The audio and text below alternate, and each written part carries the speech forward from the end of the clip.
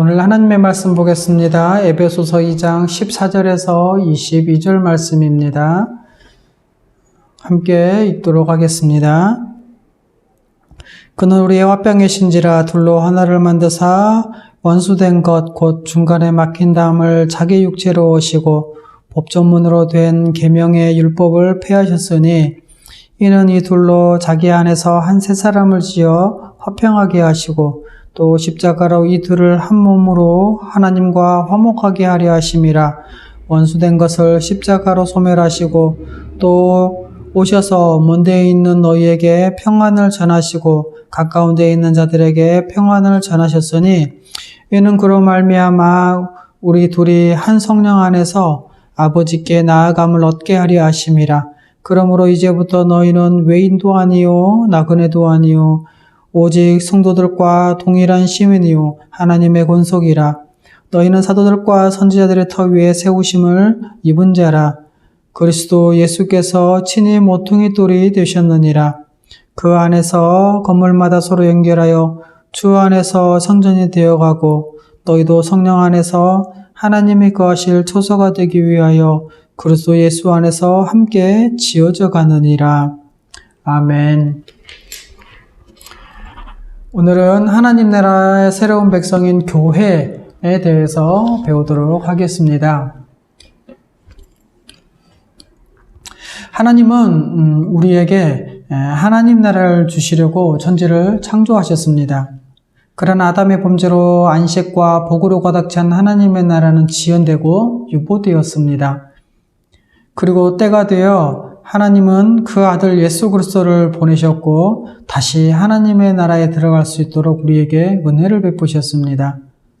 예수 그리스도는 그 십자가 죽음과 부활로 말미암아 사람을 지옥과 같은 삶으로 몰아넣는 그 죄와 사망의 세력을 폐하시고 생명을 드러내셨습니다.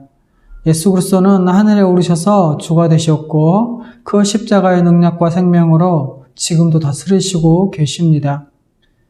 이렇게 주가 되신 예수 그리스도는 사탄을 굴복시키고 또 무력화하여 사탄의 왕국인 흑암의 권세를 무너뜨리셨습니다. 그리고 복음의 믿음으로 반응하는 자들에게 성령을 보내주셔서 흑암의 권세 아래서 종노를 하는 자들을 해방시키셨습니다. 그리고 모든 믿는 자들을 자기 안에 두셔서 바로 그리스도 안에 있는 자로 모든 충만을 누리게 하셨습니다.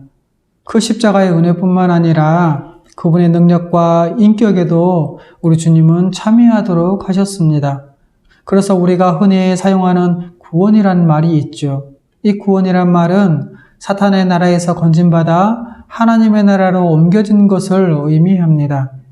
이렇게 하나님 나라에 들어간 구원은 그리스도와 연합했기 때문에 누리는 은혜입니다. 성경은 우리 같이 그리스도 안에 있는 자를 바로 하나님의 백성이라고도 부르죠.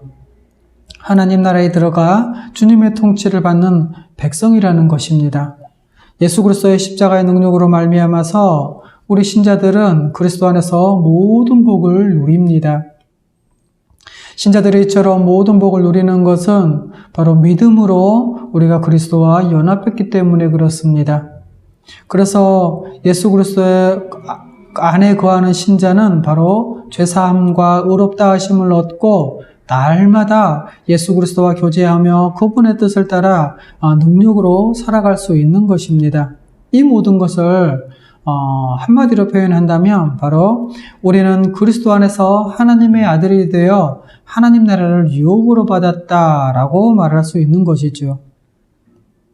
여러분, 우리 주님이 다스리는 이 하나님의 나라, 이 하나님의 왕국에서 이 주님의 은혜의 통치에 우리가 순종하며 하나님 나라의 모든 복, 다시 말해서 의와 평강과 희락으로 충만한 삶을 살 수 있게 되었습니다. 여러분, 이 얼마나 놀라운 일입니까? 첫사람이 범죄하여 하나님 나라에서 쫓겨난 이래로 소망 없던 인류가 다시 하나님 나라에 들어갈 수 있게 되었다는 것입니다. 하나님 나라고 천국에 들어가게 하시겠다는 이 하나님의 약속이 그리스도 안에서 성취된 것입니다. 하나님 나라는 이미 임했으며 우리 주 예수 그리스도가 재림하실 때 완성될 것입니다. 그리고 이미 임한 하나님의 나라의 현존과 능력과 역사는 대부분 바로 교회를 통해서 드러납니다. 그래서 하나님 나라의 백성인 우리는 함께 모여 교회에서 신앙생활을 하고 있습니다. 우리는 교회를 통해 하나님 나라를 볼 수 있고 누릴 수 있습니다. 여러분, 교회가 제대로 서면 하나님 나라의 충만을 누릴 수 있다는 사실입니다. 그러기에 교회가 어떤 곳인지, 또 교회로서 살아간다는 것이 무엇인지 우리는 잘 알 필요가 있습니다. 여러분, 교회가 무엇입니까? 교회는 이미 임한 하나님 나라와 어떻게 연결될까요? 그리고 교회적 삶은 무엇일까요? 오늘은 복음의 기초 7과 첫 번째 시간으로 하나님 나라의 새로운 백성인 교회에 대해서 말씀을 드리도록 하겠습니다. 하나님의 나라는 이미 임했고 회복되었습니다. 우리 주 예수 그리스도의 십자가 사역으로 사탄의 나라가 무너져가고 있고 하나님의 나라는 힘차게 전진하고 있습니다. 우리 주님이 이미 사탄을 패배시켰기 때문에 그렇습니다. 주님은 그 십자가의 승리로 우리를 구원하여 하나님 나라의 백성이 되게 하셨습니다. 예수님은 마태복음 16장에서 이렇게 말씀하셨죠. 내 교회를 세우시겠다고. 예수님은 이 말씀을 하시고 하나님의 나라가 이 땅에 임한 결과로 주님의 교회가 세워진 것입니다. 그래서 하나님 나라에 들어간 하나님의 백성을 바로 교회라고 부릅니다. 그러기에 교회는 바로 믿는 신자들 자체이죠. 흔히 사람들이 오해하듯이 교회는 어떤 건물이나 특정한 조직을 가리키지 않습니다. 하나님 나라에 들어가 주님의 통치를 받으며 그 복을 누리는 우리가 교회입니다. 다른 식으로 표현하면 그리스도 안에서 주님의 통치를 받는 제자들이 바로 교회라는 것이지요. 우리 믿는 사람들이 교회라면 교회의 본질에 대해서 우리는 더 잘 알아야 할 것입니다. 여러분, 교회는 어떤 존재일까요? 교회는 그리스도 안에서 어떤 모습일까요? 오늘 말씀을 통해서 살펴보도록 하겠습니다. 첫 번째입니다. 신약 성경은 이미 임한 하나님 나라의 백성을 바로 교회라고 부릅니다. 성경은 교회가 어떤 존재로 만들어졌다고 말하고 있습니까?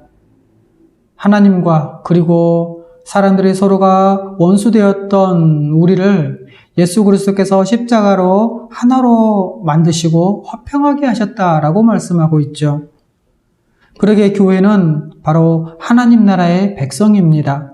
우리는 예수 그리스도의 십자가 사역으로 죄사함과 의롭다 하심을 받아 죄와 사망의 지배 아래서 벗어났으며 또 이 벗어나서 구원받은 자들을 교회라고 합니다. 이것은 하나님께 불순종하고 한 몸으로 서로 사랑하지 못했던 존재가 죄로 분열되고 또 서로 미워하며 반목하는 그런 죄인들이 예수 그리스도 안에서 새로운 존재, 이제 한 몸으로 서로 사랑하는 존재, 하나님 나라의 새로운 백성이 되었다는 것을 말합니다. 이것은 우리가 그리스도와 합하여 하나님 나라에서 주님의 통치에 순종하며 살아가는 바로 하나님의 백성이라는 의미입니다. 성경은 이렇게 구원받은 자들, 다시 말해서 믿음으로 하나님 나라의 새로운 백성이 된 신자들을 교회라고 하지요. 그러기에 교회는 예수 그리스도로 구원받은 사람들을 교회라고 부릅니다. 교회는 신약시대의 예수 그리스도와 그분의 사역으로 말미암아 하나님 나라에 들어가는 구원의 은혜를 받은 사람들을 말합니다. 예수님은 신약시대에 하나님의 백성을 교회라고 부르셨습니다. 여러분, 구약성경에 이스라엘이라는 말이 있죠. 이것은 바로 하나님의 백성을 가리켜 부르는 말입니다. 그런데 하나님의 백성을 가리키는 이 히브리어는 카할인데요. 이 카할을 신약성경 헬라어에서는 에클레시아, 다시 말해서 교회로 번역합니다. 이것은 신약시대에 하나님 나라에 들어간 하나님의 백성, 곧 예수 그리스도를 믿고 따르는 예수님의 제자들이 바로 교회라는 것이지요. 우리가 너무나 잘 알고 있는 말씀, 마태복음 16장 말씀이죠. 16절에서 19절 말씀입니다. 시몬 베드로가 대답하여 이르되 주는 그리스도시요 살아계신 하나님의 아들이시니이다. 예수께서 대답하여 이르시되 바요나 시몬아 내가 복이 있도다. 이를 내게 알게 한 이는 혈육이 아니요 하늘에 계신 내 아버지시니라. 또 내가 내게 이르노니 너는 베드로라. 내가 이 반석 위에 교회를 세우리니 음부의 권세가 이기지 못하리라. 내가 천국 열쇠를 내게 주리니 내가 땅에서 무엇이든지 매면 하늘에서도 매일 것이요 내가 땅에서 무엇이든지 풀면 하늘에서도 풀리리라 하시고, 여기서 베드로라 예수님께서 말씀하시고 시몬을 베드로라 말씀하시고 이 반석 위에 교회를 세우겠다라고 말씀하시죠. 이 반석을 의미하는 베드로는 바로 사도들의 대표를 말합니다. 그래서 사도들과 또 사도들의 신앙 고백을 의미하기도 하죠. 그래서 사도들과 선지자들의 터 위에 세워진 교회라고 말하는 것입니다. 이제 이 교회는 창세로부터 하나님 나라의 회복을 말씀하셨던 바로 하나님의 약속의, 하나님의 언약의 성취입니다. 교회는 하나님 나라가 회복된 결과입니다.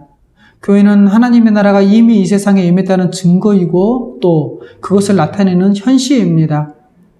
하나님의 복된 통치가 이 땅에 임해서 그 구원의 은혜를 누리는 사람들이 생겨난 것인데 그것이 바로 교회입니다. 교회는 창세전부터 이어지고 또 진행되던 하나님의 구원의 경륜과 그 역사의 성취라고 말할 수 있죠.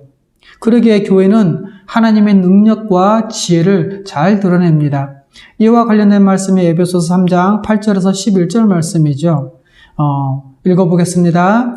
모든 성도 중에 지극히 작은 자보다 더 작은 나에게 이 은혜를 주신 것은 측량할 수 없는 그리스도의 풍성함을 이방인에게 전하게 하시고 영원부터 만물을 창조하신 하나님 속에 감춰졌던 비밀의 경륜이 어떠한 것을 드러내게 하려 하심이라. 이는 이제 교회로 말미암아 하늘에 있는 통치자들과 권세들과 하나님의 각종 지혜를 알게 하려 하심이니 곧 영원부터 우리 주 예수 그리스도 안에서 예정하신 뜻대로 하신 것이라. 교회는 바로 하나님의 구원 경륜을 성취하기 위해 이 땅에 오신 예수 그리스도의 모든 십자가 사역의 결과이고 열매입니다. 그러므로 그리스도 안에서 교회에 속한 것은 바로 하나님 나라에 속했다는 확실한 보증입니다. 다시 말해서 하나님 나라에 속했다라는 것이 가시적으로 드러나는 것이 그리스도 안에서 교회에 속한 것이라는 말이죠. 유명한 사람, 키프리안이라는 사람이 있습니다. 이런 말을 했죠. 교회 밖에는 그래서 구원은 없다라고 말한 것이죠.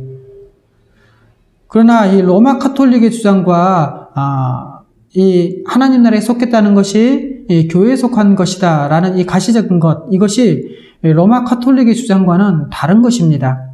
로마 카톨릭에서는 세례를 받아 교회에 속하면 자동적으로 구원이 보장된다고 믿습니다. 하지만 우리 기독교회는 그러한 행위가 구원받았다고 보장하지는 않습니다. 예수님을 믿고 성령을 받으면 세례를 받게 되어 있죠. 이렇게 세례는 자신이 믿는다는 것을 공적으로 교회 앞에서 표현하는 것입니다. 또 이 세례는 바로 교회의 입회식이기도 하죠. 그러므로 교회에 속하지 않는 그리스도인은 없습니다. 그래서 무교회주의를 주장할 수도 없는 것이죠.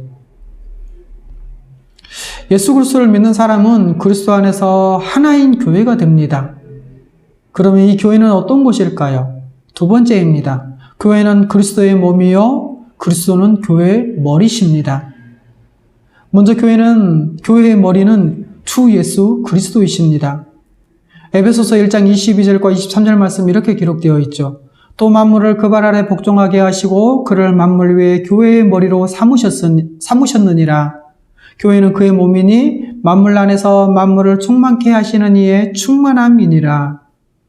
여기서 머리는 통치를 가리키기도 하고 또 기원이기도 하고 원형을 가리키기도 한다는 말입니다. 우리 주님이 기원이시고 원천이시고 또 우리 주님이 통치하시는 그 통치의 실현이 교회이죠. 우리 주 예수 그리스도가 교회의 머리시라는 것은 바로 그분이 다스리신다라는 말입니다. 교회는 주님으로 인해 생성되었고 또 인도함을 받으며 또 충만함을 누립니다. 주 대신 예수 그리스도가 다스리시기에 교회는 그 통치에 복종하며 순종하며 살아야 합니다. 주 대신 예수 그리스도가 교회의 머리시기에 교회에서 가장 중요한 것은 주님의 통치가 시행되는 이 방편인 하나님의 말씀, 곧 성경입니다. 그리고 교회에서 가장 중요한 삶의 태도는 하나님의 말씀에 대한 순종이죠. 그래서 예배 중에 하나님의 말씀이 선포되어지는 것이고 모든 성도는 그 말씀을 들으며 아멘으로 화답하고 그 말씀에 순종하며 살아가는 것입니다. 또 교회는 그리스도의 몸입니다. 골로새서 1장 18절 말씀이죠. 그는 몸인 교회의 머리시라. 그가 근본이시오 죽은 자들 가운데서 먼저 나신 이시니 이는 친히 만물의 으뜸이 되려 하심이요. 여러분, 교회는 그리스도와 연합한 그의 몸입니다. 그래서 교회는 그분의 모든 것으로 충만합니다. 머리 대신 예수 그리스도에게서 공급받고 또 그리스도 안에 있기에 충만한 것이지요. 교회의 머리가 우리 주 예수 그리스도이시기에 교회는 그분의 충만이 될 수 있습니다. 교회는 그리스도의 몸이기에 그분 안에서 우리는 하나이고 또 한 몸이 될 수 있습니다. 여러분, 그렇다면 교회의 신자들은 교회로 살기 위해 주 대신 예수 그리스도께서 주 대신 예수 그리스도께 어떻게 행해야 할까요? 이제 교회는 새로운 존재라는 것을 알고 그에 합당하게 살아야 합니다. 예수 그리스도와 교회와의 관계를 잘 이해하는 표현이 바로 앞에서 말씀드렸던 교회의 머리는 그리스도시고 또 교회는 그리스도의 몸이라는 이 표현입니다. 무슨 말입니까? 예수 그리스도는 교회를 다스리시는 주님이라는 말이죠. 또 주 예수 그리스도는 교회를 충만케 하시는 분이라는 말입니다. 이것이 바로 교회의 머리시고 또 그리스도의 몸이라는 이 말입니다.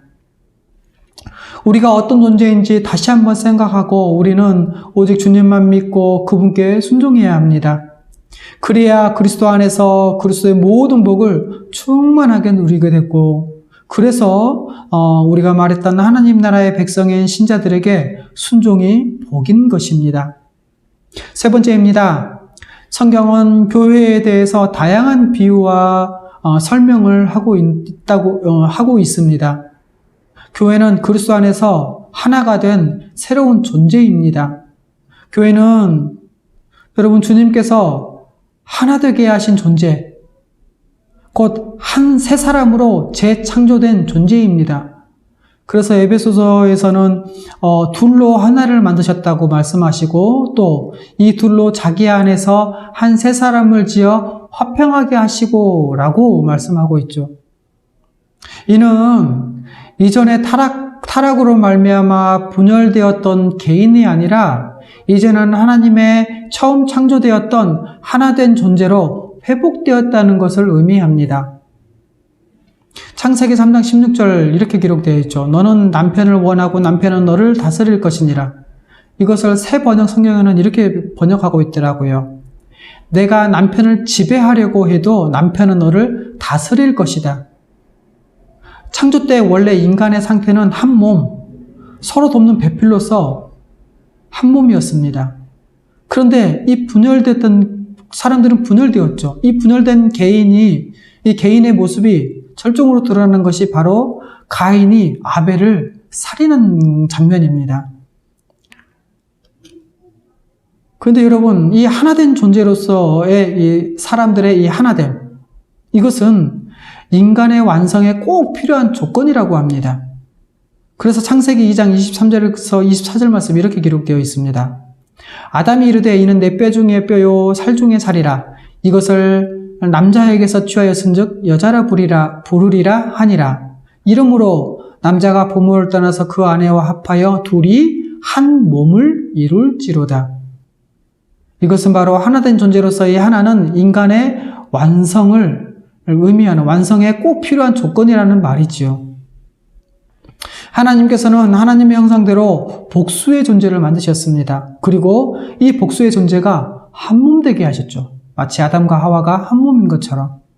이 근거는 어쩌면 삼위의 하나님의 한 분 있으듯이 아담과 하와도 하나 되게 하신 것입니다.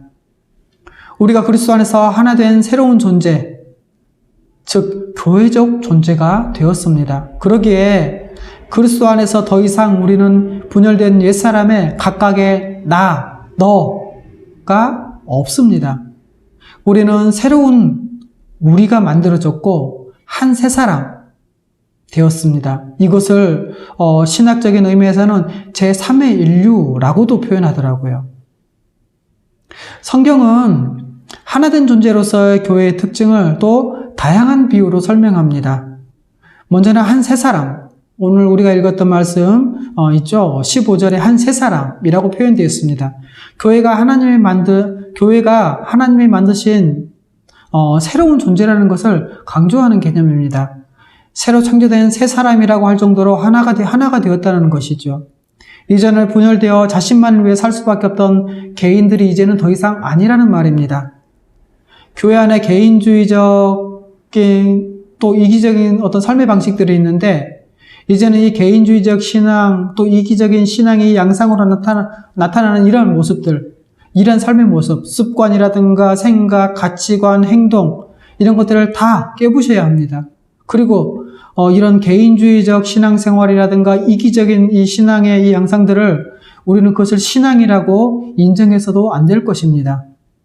왜냐하면 우리는 새로운 존재로 창조되었고 또 그래서 한 새 사람이 되었고 함께 살아가는 존재이기 때문에 그렇습니다. 또 성경은 한 몸, 16절에 한 몸이라고 말씀하고 있죠. 하나로서 서로에 대한 유기체적인 관계를 의미하기 때문에 그렇습니다. 교회는 마치 한 몸인 것처럼 각 지체들이 각각의 자신의 역할을 수행함으로 온 몸을 온전하게 합니다. 그래서 교회에서 서로 지체라고 부르기도 하죠. 또 19절에 동일한 시민이라고 표현하고 있습니다. 이것은 로마 제국 당시에 시민권자가 갖는 어떤 특별한 지위를 가졌죠. 그와 같이 교회인 신자들은 모두 동일하게 하나님 나라에 들어가 하나님의 백성으로서 복을 누리며 살아간다는 것을 말합니다. 하나님의 아들로서 하나님 나라를 유업으로 받기 때문에 그렇죠. 그래서 교회는 서로 하나님의 자녀라고 부르기도 합니다. 또 하나님의 권속, 하나님의 가족이라고 19절에 나와 있죠. 교회는 혈연적인 가족처럼 서로 뗄래야 뗄 수 없는 관계를 맺는 바로 하나의 공동체입니다. 그러기에 교회는 서로를 돌아보고 함께 살아갑니다. 그래서 교회에서는 서로를 형제, 자매라고 부르기도 합니다. 그래서 교회는 머리 대신 예수 그리스도와 합하여 살아가는 존재로서 새로운 삶의 방식을 보여줍니다.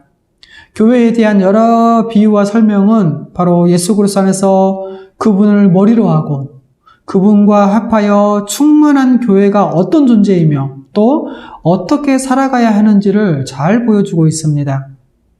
여러분, 교회는 하나이고 서로 분열될 수 없는 유기체적인 존재이며 사랑으로 서로 섬기는 가족입니다. 다시 말씀드리겠습니다. 교회는 하나이고 서로 분리될 수 없는 유기체적인 존재이며 사랑으로 서로 섬기는 가족입니다.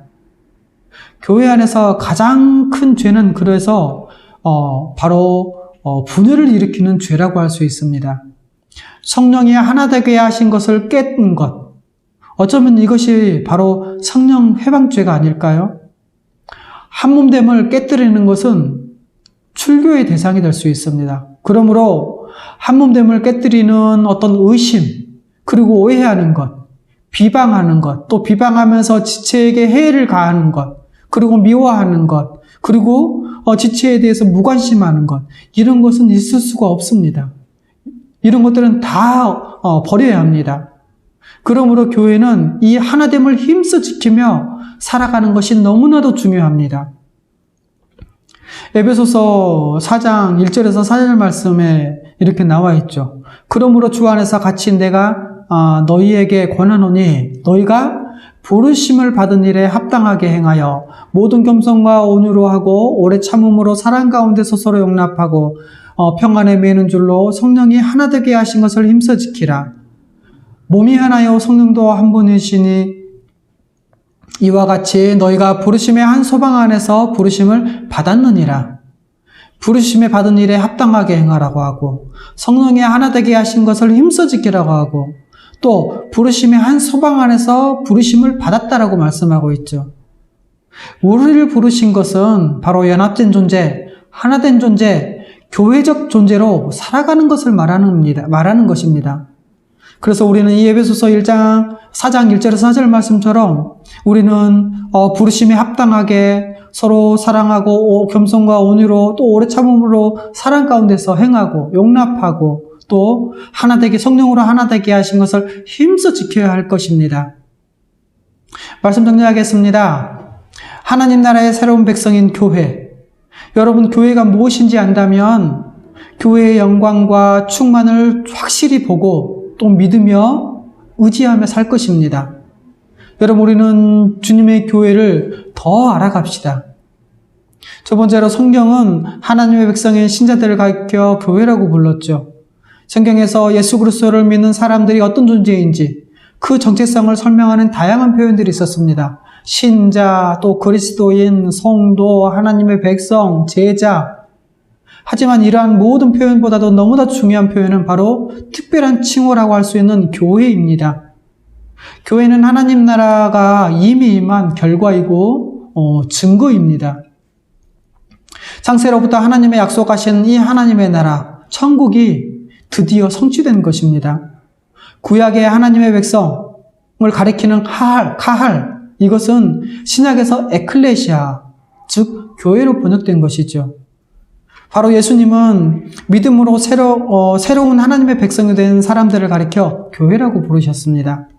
교회는 예수 그리스도로 인해 새롭게 형성된 하나님의 백성을 가리키는 칭호입니다. 그러므로 교회에 속했다면 하나님 나라에 들어간 것이요 바로 사탄의 나라로부터 구원받은 것입니다. 그래서 마태복음 16장 이렇게 기록되어 있죠. 내 교회를 세우리니 음부의 권세가 이기지 못하리라. 교회는 그리스도와 연합된 신자들입니다. 여러분 교회는 어쩌면 그리스도라고까지도 할 수 있습니다. 그러기에 교회에 속한 자는 음부의 권세가 이기지 못합니다. 그래서 교회가 세상에서 가장 안전하고 가장 복됩니다.